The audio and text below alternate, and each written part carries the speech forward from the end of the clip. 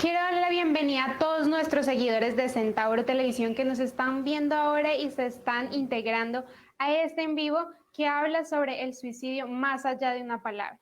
Tenemos tres invitados especiales, a John, quien es médico, que nos va a hablar un poco sobre el suicidio. También tenemos a Aura y Alejandro, quienes son psicólogos especialistas en el tema. Quiero darles cordial bienvenida a este espacio.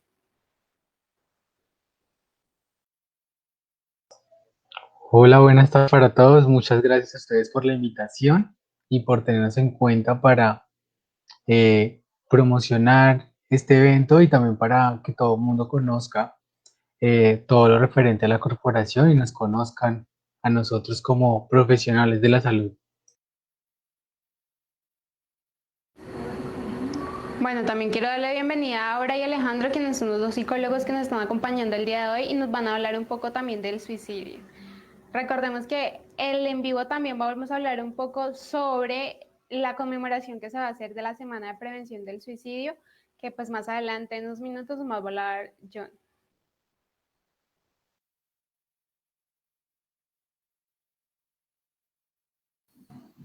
Hola, buenas Muy noches. buenas tardes.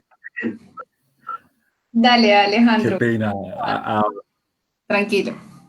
Muy buenas tardes, Juliana, y buenas tardes para todos los oyentes, para Centauro, para permitirnos este espacio de diálogo, un diálogo que en última representará ser reflexivo para todos los que nos escuchan a esta hora.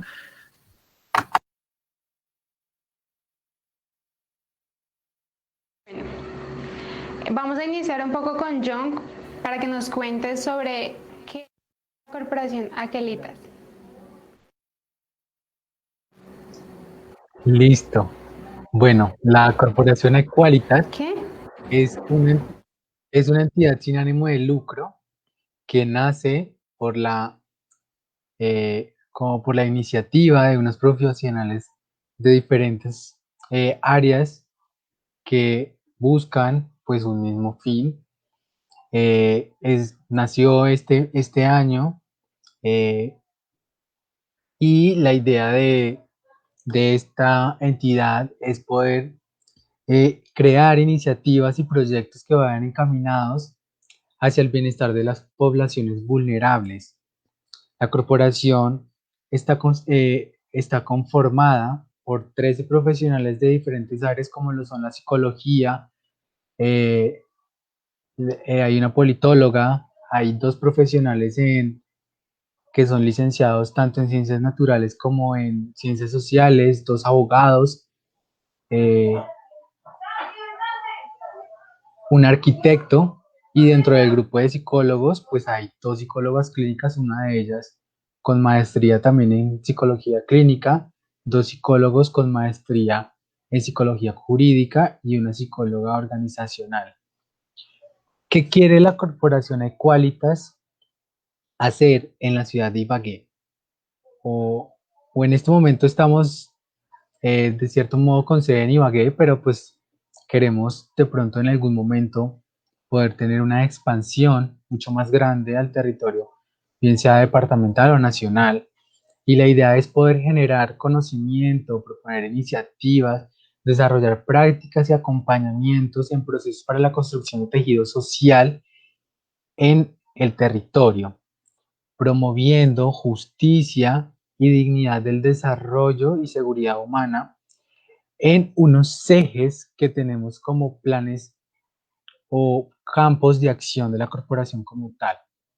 La corporación eh, tiene unos planes, sí, pues planes no, sino como unos enfoques direccionados a todo lo que tiene que ver con violencia, con escenarios de paz y con todo lo que tiene que ver con mujer, eh, identidad de género, todo lo que tiene que ver con diversidad, con la influencia del medio ambiente sobre diferentes escenarios y escenarios relacionados con la salud mental, todo lo que tiene que ver con salud mental y el bienestar humano, también todo lo que tiene que ver con la responsabilidad penal adolescente. ¿Qué queremos como corporación? nos queremos proyectar como un espacio de articulación en la sociedad con el fin de poder generar cambios y poder construir y ejecutar proyectos encaminados hasta hacia esos planes de acción que tenemos, pues con el fin de buscar una mejor, de cierta manera, eh, calidad de vida en las personas. Claro, teniendo en cuenta lo que usted menciona, John, ¿en qué consiste y cómo nació la idea de realizar esta semana de la conmemoración de la prevención del suicidio, pues de manera digital y online desde el 7 de septiembre? Bueno, mira, pues como todos sabemos, estamos en tiempos de emergencia sanitaria, pues por motivos de pandemia no se pueden hacer eventos masivos ni de ninguna índole presencial.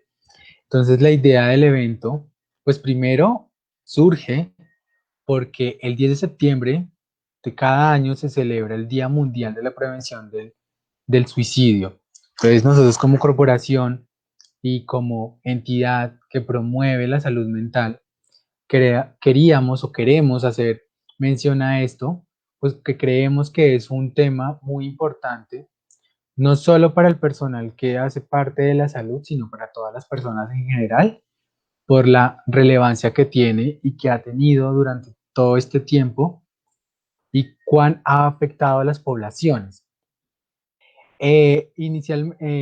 Más que de pronto eh, poder generar un espacio de comunicación entre las personas y los profesionales que van a ser ponentes del mismo, pues propusimos hacer un simposio que, pues como somos entidad nueva, entonces sería nuestro primer simposio nacional e internacional, la naturaleza del suicidio, un análisis desde el sufrimiento humano, reposicionando el sentido de la existencia.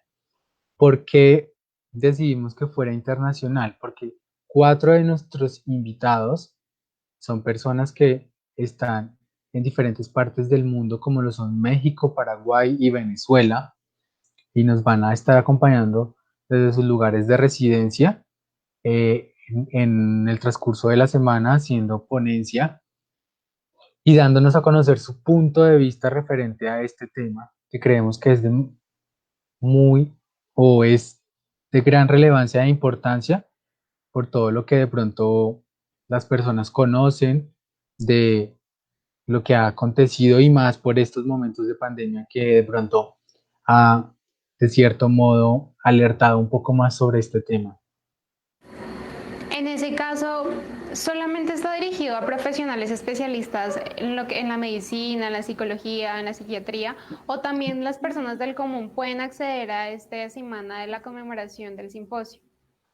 Claro que sí, todas las personas que quieran pueden ser partícipes de este evento, puesto que dentro del mismo, las psicólogas como la doctora Aura, el doctor Alejandro, ellos van a estar en el transcurso de la misma dando o dentro de sus conferencias o ponencias dando herramientas y de cierto modo algunas, eh,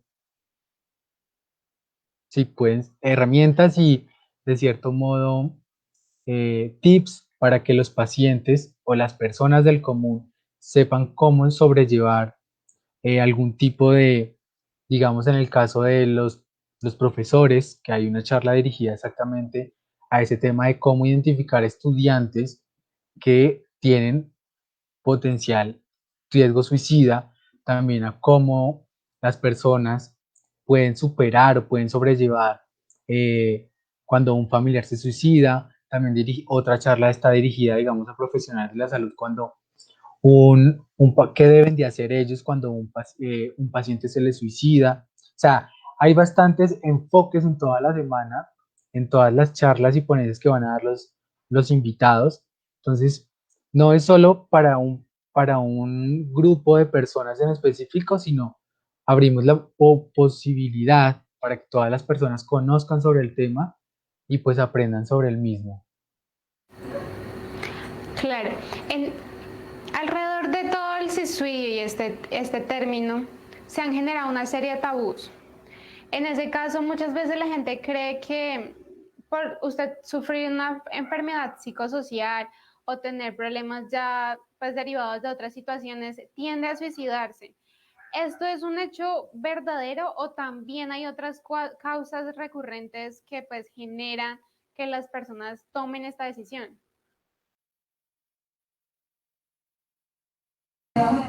Ok, bueno, muy buenas noches para todos y todas, para los televidentes de Centauro Televisión. Muchísimas gracias por la invitación. Tomas un elemento bastante importante y es la identificación o tratar de entender cuáles son las posibles causas o consecuencias que pueden llegar a generar que una persona tome la decisión de acabar con su vida. Debemos de arrancar que nosotros somos seres biopsicosociales, es decir, existen tantos factores biológicos como sociales, psicológicos, que de cierta manera muchas veces se cumplen ciertos criterios, vulnerabilidades, factores de riesgo que promueven de cierta manera que exista esta vulnerabilidad y tal vez esta ideación. No necesariamente necesitamos una enfermedad mental de base, es decir, no necesitamos que haya de pronto una ansiedad o una depresión. Se han visto casos y se han tenido en cuenta tanto en la literatura como en la experiencia que muchas de las personas que en algún momento han intentado suicidarse anteriormente o días previos no han contado con un plan estructurado, es decir, no han pensado en cómo hacerlo, qué método usar, qué elemento llegar a acabar con su vida, sino que lo realizan de manera impulsiva. Entonces allí tenemos, es algo más de base emocional en cuanto a ese control de impulsos y no necesariamente haya comorbilidad con algún tipo de patología o enfermedad mental. Entonces, de todos modos, la persona que intenta suicidarse o siente ideas, efectivamente no es una persona que esté enferma, es una persona que por el contrario está teniendo un sufrimiento emocional y cree que tal vez la forma de eludir, de hacer a un lado ese sufrimiento, es queriendo quitarse la vida. Suena paradójico, pero la persona que se quiere suicidar en realidad no quiere morir, quiere que su sufrimiento emocional termine o finalice. Entiendo. Por eso es que muchas veces nosotros vemos en algunos casos que es más recurrente que los jóvenes y los niños tomen esta decisión a que los adultos. Bueno, en cuanto a la población en donde se ha tenido mayor frecuencia o incidencia en el suicidio, tenemos tanto la población infantil como adolescentes, adultos y adultos mayores, ¿sí? Por lo general, el mayor rango se encuentra dentro de los 16 a 26, máximo 36 años, que de pronto es donde mayor hay puntuación. Pero sin embargo, recordemos que los adultos mayores también entran a ser parte de esta población que en algún momento ha tenido la conducta de querer acabar con su vida, precisamente puede ser por un episodio de depresión, tal vez pueden sentirse que ya de repente no son útiles, que están en esa versus ser laboriosos o sentirse que ya están perdiendo gran parte de su vitalidad, entonces pues esto los lleva a tomar como esas decisiones, entonces podemos encontrar por otro lado, tal vez en el caso de los niños que puedan llegar a tomar esa decisión cuando no logran pasar un año, cuando pierden una evaluación, cuando pierden tal vez algún trabajo y saben que tal vez en la casa las consecuencias van a ser duras y pues en el momento lo toman o lo consideran de esa manera como un escape de ese posible sufrimiento. Por eso es tan necesario hablar y también en las instituciones, no solamente pues en el bachiller, sino en la universidad, hablar del suicidio, de estas herramientas que nos permitan identificarnos a nosotros y también a nuestros familiares o amigos cuando estemos en una situación así que pues tengamos o tendamos a tener esos pensamientos suicidas, porque muchas veces la gente intenta cohibirse en este tipo de temas porque creen que eso hace que estimule a que las personas se suiciden. ¿Eso es cierto? O pues hace parte de esos tabús que se han generado alrededor pues de este término. Ok, bueno, tú mencionas ahí dos aspectos bastante importantes que me gustaría tener en cuenta. Y primero es esa parte de educación emocional. ¿A qué me refiero? Desde niños y nuestra cultura en general ha venido ubicando que el ser humano siente esa desesperación al momento de sentir ese sufrimiento. Es decir, no nos enseñan a frustrarnos, no nos enseñan a tener conciencia y a vivir esa emoción que muchas veces genera ese malestar emocional, como la tristeza, la ira, el miedo. Creemos, entre comillas, que esas son emociones negativas. Entonces, lo que hace es que causa un efecto en nuestra cultura, así se caracteriza nuestra cultura occidental, de querer guardarnos, de no querer expresar, de querer quedarnos como con todos estos elementos allí guardados, y lo que hace es exacerbar mucho, o sea, aumentar muchísimo más ese malestar.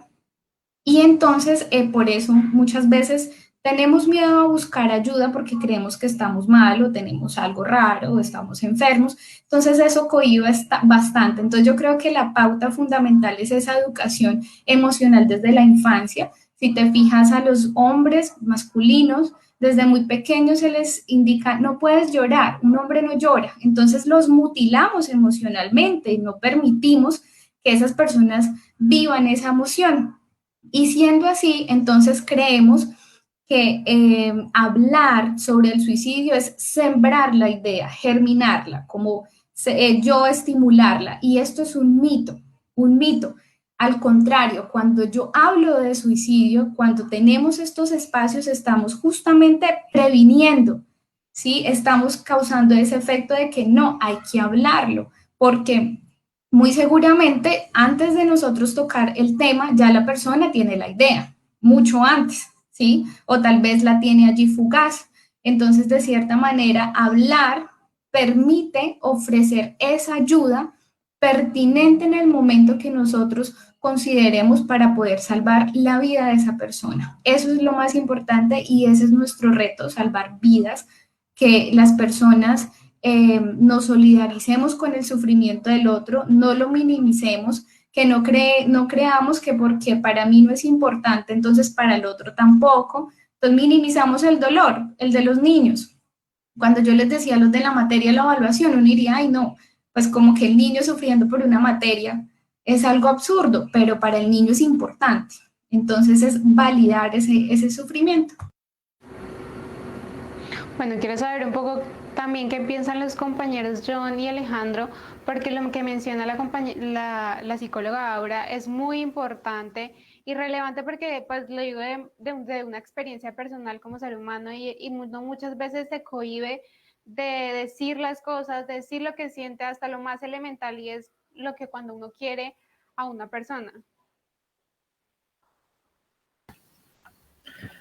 Muy buenas noches, muchas gracias por este espacio, gracias Auris también por tu maravillosa intervención. Quiero pues precisar algo muy importante.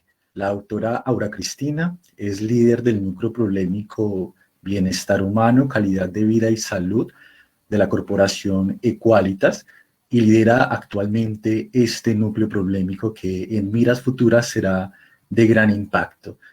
Y bueno, además, paralelamente, todo lo que hemos hasta ahora abordado se va a traducir en un libro que es pieza clave e importante del primer simposio nacional e internacional, y es un libro que hemos titulado como La Corporación Epísteme del Sufrimiento, donde pues precisamente vamos a abordar algunos discursos importantes, y el primero es que vivimos en una sociedad y en una cultura muy invalidante que coarta la expresión emocional, que no permite en últimas la libre expresión de lo que la persona es y la esencia misma de las emociones. La cultura invalidante la vemos muy marcada en todos los procesos de desarrollo y estadías de la vida, desde la infancia, la adolescencia, aún la adultez y aún muy presente en la adultez mayor. Entonces, esa es una de las grandes críticas que manejamos en nuestro libro y al mismo tiempo, pues que genera una reflexión contundente en que nos flexibilicemos un poco, no solamente con los demás, sino con la esencia misma de nuestro sufrimiento. El sufrimiento en este caso visto como aquella esencia transformadora de la vida. Cuando tú sufres, tienes la oportunidad de encontrar en tu vida un sentido y un significado valioso. De allí de que el sufrimiento pues radica en un criterio transformador, en últimas. Permitirnos vivir el sufrimiento es naturalmente saber y ser una persona que vive y existe. Acá también hago un pare muy importante, y es que muchos discursos que han sido trabajados desde épocas inmemorables tienen un contenido de ser tendiente a lo patologizante. Entonces vemos el sufrimiento como una patología que debe ser curada, que debe ser eliminada, que debe ser erradicada de la esencia del hombre. Y acá en principio vemos totalmente un error. En este caso, una persona que sufre puede ser cualquiera de nosotros. Y de hecho, constantemente, a partir de las circunstancias de la vida, estamos sufriendo. Algo que se ha pensado que es un error totalmente, y es que aquellas personas que sufren tienen una patología, y no es así. Como lo digo, todos estamos en cualquier momento de nuestra vida expresando sufrimiento. De allí que la persona que se acerca a una orientación con un profesional en salud mental está buscando la guía o el camino o la pauta de entender su sufrimiento, de encontrarse consigo mismo, de hallarle un sentido a su vida.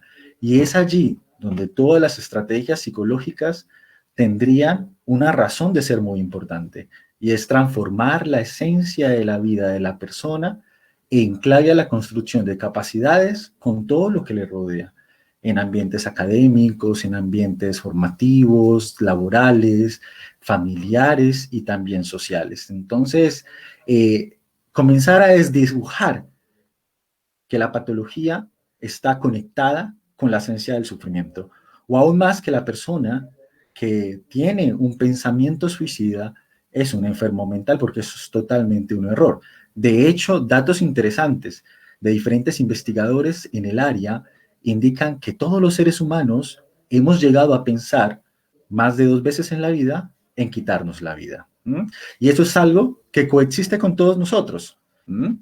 Es allí donde tenemos que siempre, yo menciono esto muy importante, buscar apoyo u orientación en la vida profesional es importante.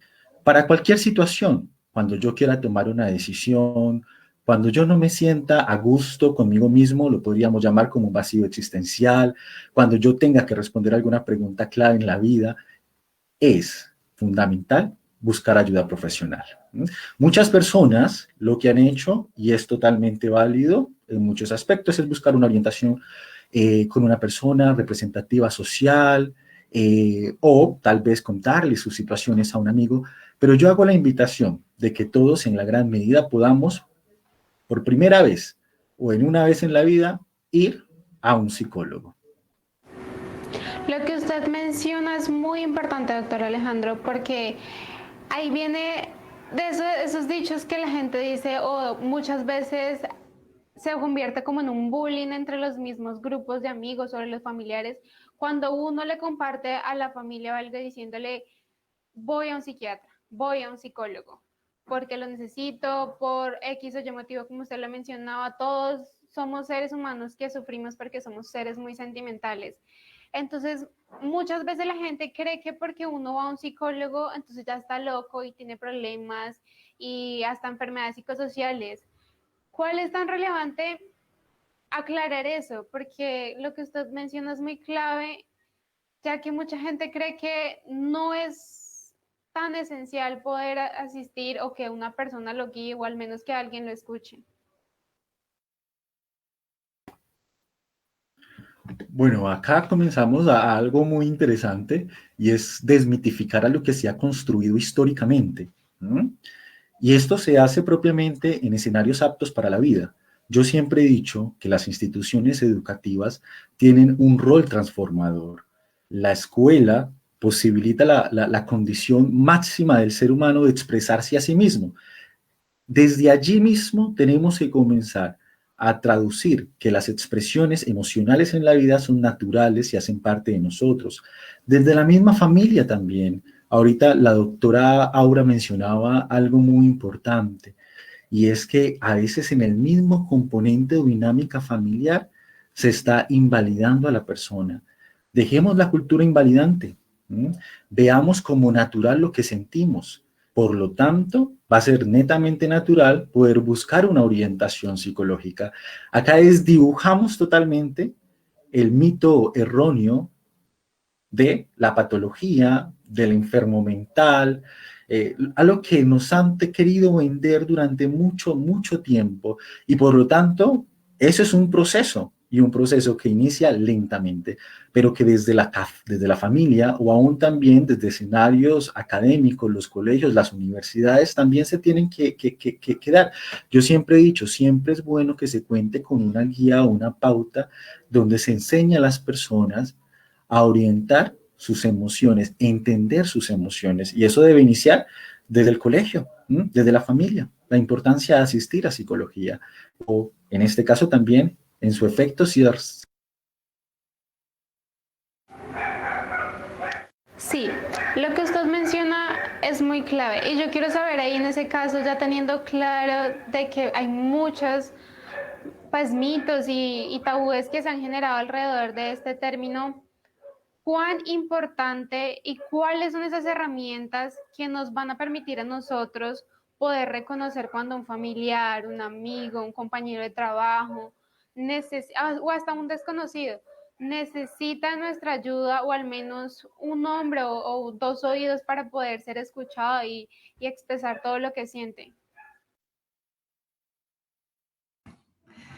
Hola, buenas tardes nuevamente. Bueno, me gustaría apoyar un poco frente a la pregunta que estableces, que es muy interesante, y es que muchas veces creemos que es necesario recetar tal vez palabras mágicas que permitan aliviar, ¿sí? Y realmente lo más importante allí es la escucha activa. ¿Qué es esa escucha activa? Es yo poder concentrarme en esa persona que tengo al frente y que todos mis sentidos estén canalizados hacia esa persona, entonces poder escuchar sin juzgar, ¿sí? Sin juzgar, ¿qué quiere decir? No incluir nuestra historia, la historia de los demás, cómo los demás sí salieron adelante, como para que la otra se sienta mucho mejor. A veces es un error que nosotros cometemos. Entonces, es entender que hay un dicho que a mí me gusta mucho y de hecho lo vi en un mural y me encanta utilizarlo, y es que cada loco sabe el peso de su costal, ¿sí? Entonces como que es bastante, perdón, complicado que tal vez entender que el sufrimiento de esa persona pues la tendemos a minimizar o no es tan importante como nosotros la consideramos.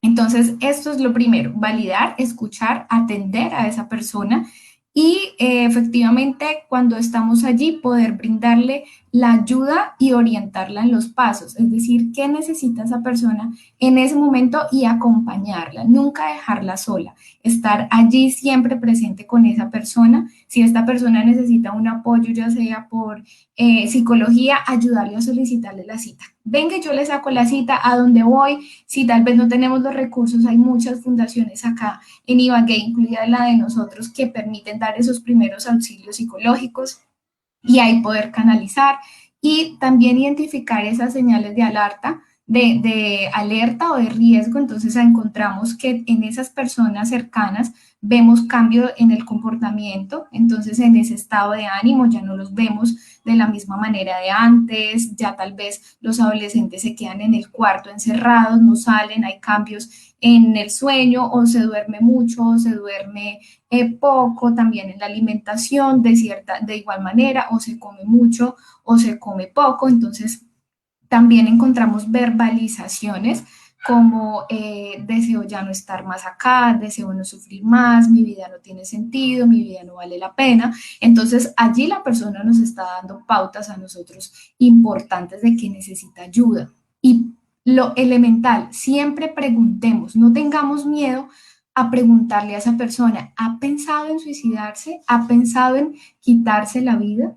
Porque esa es oportunidad que justamente tenemos nosotros para ayudar. Si la persona responde sí, entiendo que puedan sentir algún tipo de temor y no saber qué decirles, qué responder, no sé, muchas veces no, muchas veces algunas personas dicen no piensen eso es pecado, se va a ir al infierno. No, tratemos de escuchar y de acompañar. Entonces esos son como unos elementos claves, ¿sí?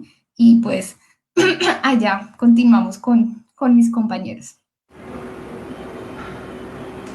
Bueno, quiero escuchar también a los compañeros John y Alejandro, los doctores, que nos cuenten un poco sobre el tema y de cuán importante también son los medios de comunicación al momento de tocar este término que es el suicidio. Bueno, Juliana, si me permites, sí, apoyar nuevamente en ese espacio. Cuando mencionas ahí los medios de comunicación, estamos hablando de un efecto Werther, ¿sí? El efecto Werther, que es como esa ola que creemos que empiezan a haber suicidios de seguidos o que empiezan a haber noticias relacionadas con suicidios de seguidos, realmente este efecto Werther nace con un libro en el cual el autor relata el suceso de una persona que se suicida, ¿sí? Y a partir de que ese libro fue publicado, se empezaron a presentar una ola precisamente de suicidios. Entonces, ese efecto Werther es como un efecto de coletazo. No es que le siembre la idea a las demás personas, es falso.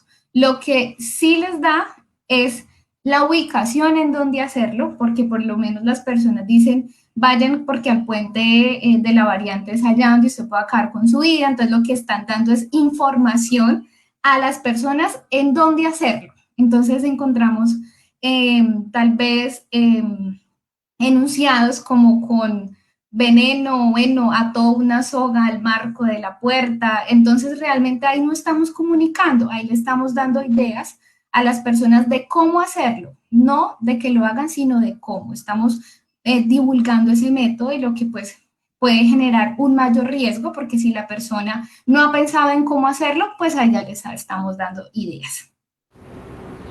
Claro, y más que no solo los medios de comunicación pues hacen parte de este conglomerado, sino también las redes sociales, ¿no? Uno ya en Google puede encontrar todo este tipo de cuestiones, como tú mencionas, cómo se hace, cuándo, qué la dosis, que yo no sé qué, que lo otro, y que hace que la persona hasta tenga más herramientas, pero aún así todavía se está cohibiendo hablar un poco de lo que es el suicidio.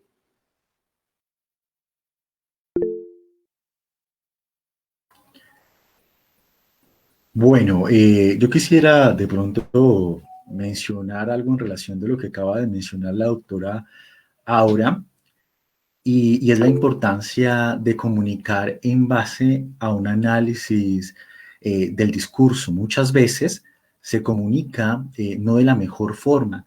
Entonces lo que se hace es de manera indirecta generar un estilo de persuasión que lleva a la persona a conocer métodos, en este caso ahorcamiento o, por ejemplo, con la puerta de su habitación o un fatal suceso para salir de sus deudas. Entonces, eso es una información que desconfigura el sentido de comunicar. Para mí, la comunicación es un elemento, un criterio muy importante. De hecho, yo lo vería como un poder en la misma sociedad. O sea, es tan impactante que influye en la estructura y procesamiento que damos del escenario, de lo que percibimos, de la información en este caso. Entonces, saber informar es el primer paso para esclarecer cuál es el verdadero sentido o ruta. Por ejemplo, nunca he visto en una publicación que cuando expresan este tipo de noticias, que de un paso seguido, la importancia de buscar ayuda profesional. ¿Qué líneas existen en la ciudad para poder buscar un apoyo también? Sé que en diferentes entidades públicas se desarrollan diferentes tipos de acompañamientos o líneas de atención para que las personas que están sufriendo puedan buscar este tipo de apoyo. Y bueno, una invitación también fundamental. Se ha visto que aquellas personas que buscan este apoyo inmediatamente son direccionadas a ciertas áreas de la salud mental y no precisamente a aquellas que han mostrado bajo evidencia científica un impacto muy positivo en el sufrimiento humano. Claro, lo que usted menciona, doctor, es muy importante porque la comunicación ha sido un elemento fundamental durante mucho tiempo y décadas para persuadir en el comportamiento de las personas. Entonces hay que ser muy claves al momento de mencionar y hablar, que eso es muchas veces se nos olvida.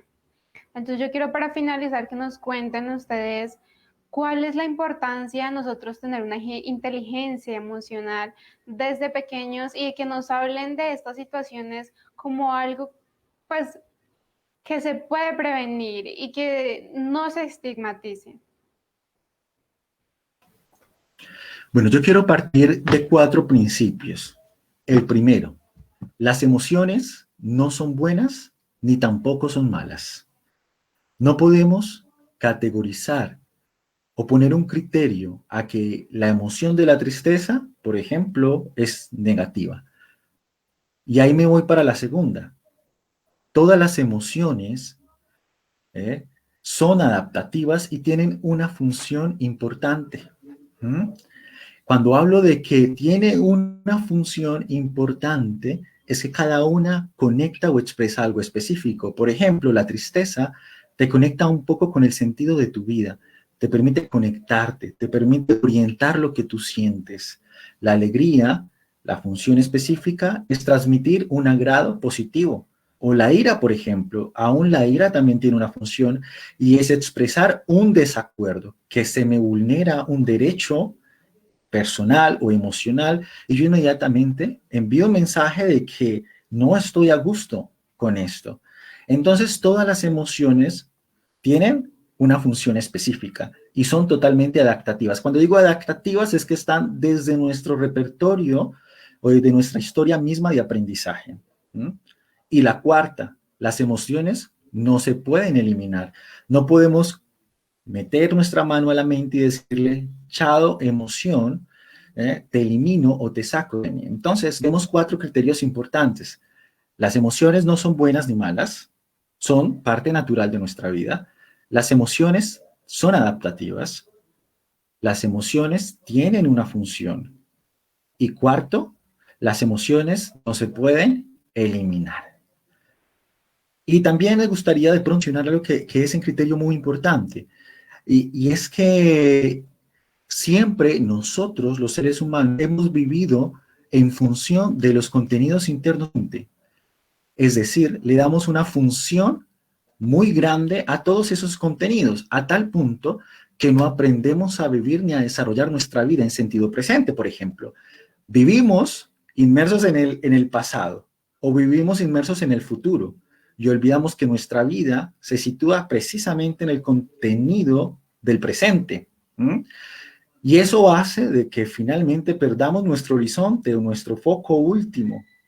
Hay una metáfora, y la hago en este momento, la menciono para que todos podamos en este momento buscarla o anotarla, y se llama la metáfora del autobús, que hablan de la mente como si fuera un autobús. A nuestro autobús se suben pasajeros, ¿no? Pensamientos, emociones, imaginaciones, percepciones. Tú eres el que conduces, tú llegas a una meta determinada y sales de un lugar específico. Esa es la dirección de tu vida. Tú no puedes cambiar tu dirección a partir de lo que tus pasajeros te digan, ¿no? Entonces es una breve reflexión que toco para que vivamos en sentido direccionado hacia nuestros valores o hacia nuestras metas específicas en la vida, ¿no? Que es un criterio muy importante. Cuando tienes un porqué, y termino con esta frase célebre de Víctor Frank, cuando tú tienes un porqué, encontrarás casi siempre el cómo de la vida. Si tú te planteas una meta específica, siempre vas a encontrar la forma de llegar a esa meta. Lo que usted menciona, doctor Alejandro, es muy importante y hacer relación eso con esa metáfora es muy bello porque me pareció muy chévere y es que esa metáfora a uno se la mencionan cuando joven, bueno, o en algunos casos. Y en mi caso lo hicieron y creo que eso hace mucho aporte a nuestro desarrollo como personalidad y también lo emocional. Quiero darle las gracias a ustedes dos, a John y al doctor Alejandro, a la doctora Aura también por estar en este espacio. Esto es un tema del que se puede hablar durante mucho tiempo, pero pues las redes y de modo digital el tiempo es corto.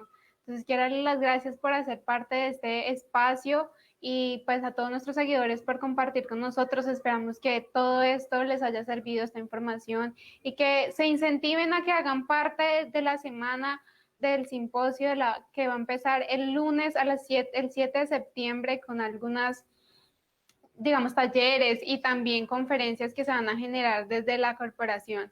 Entonces, muchísimas gracias a ustedes dos. Muchas gracias a ti, Juliana, y a Centauro Televisión por la invitación. Y claro que sí, los esperamos a partir del 7 de septiembre en actividades que se van a organizar en los horarios de 3 de la tarde y 7 de la noche por Facebook Live.